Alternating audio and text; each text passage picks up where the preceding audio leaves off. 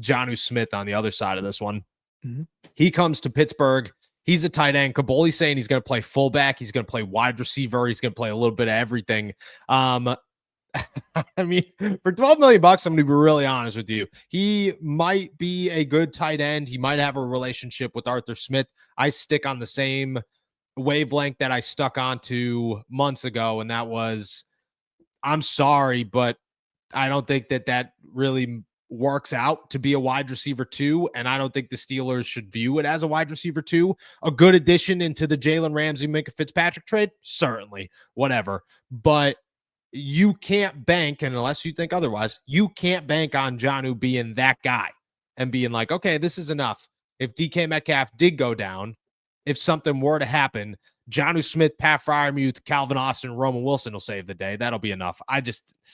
To me, it doesn't move the needle. No, not at all. I can't help but to laugh at the sort of assertion or assumption that he would actually be the wide receiver 2. He's a great addition to the offense. The familiarity with Arthur Smith is a huge plus. But I was joking about this when I was talking about this with one of my cousins last night, just about the deals. And, he suggested maybe they're going to have to go to a 4 tight end set if DK Metcalf ever gets hurt, because that they're just loaded up on tight ends right now. So I think it's a great addition.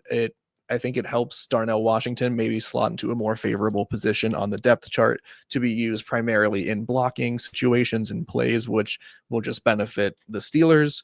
It gives Aaron Rodgers another option, but let's not kid ourselves. He's not a wide receiver 2.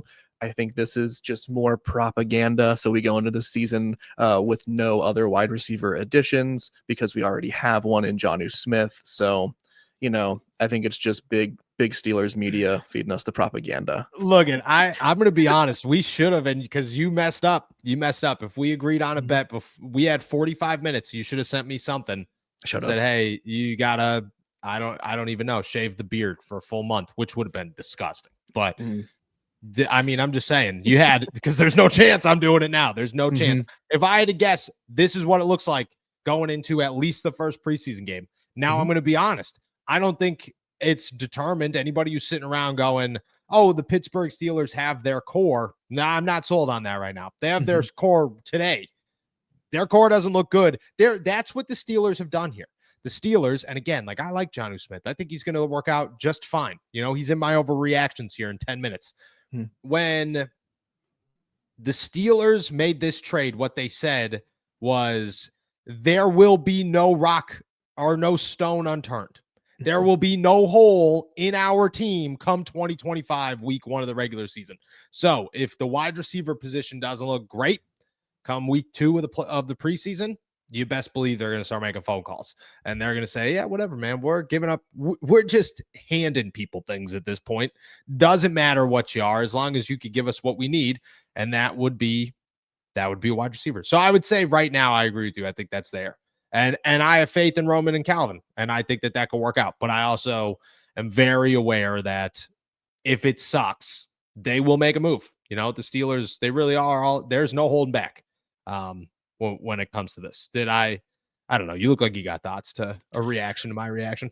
No, I think I'm just so surprised because they're really, I did not think that they were going to be so all in, so bold enough. So, I thought that they would be a little too stubborn and, tepid and not sort of willing to do that action of turning over every stone.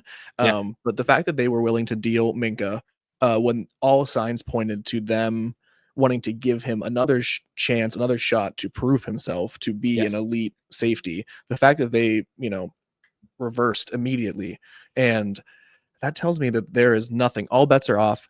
Anything's on the table, and everything's on the table. So yeah, it's my thoughts are just.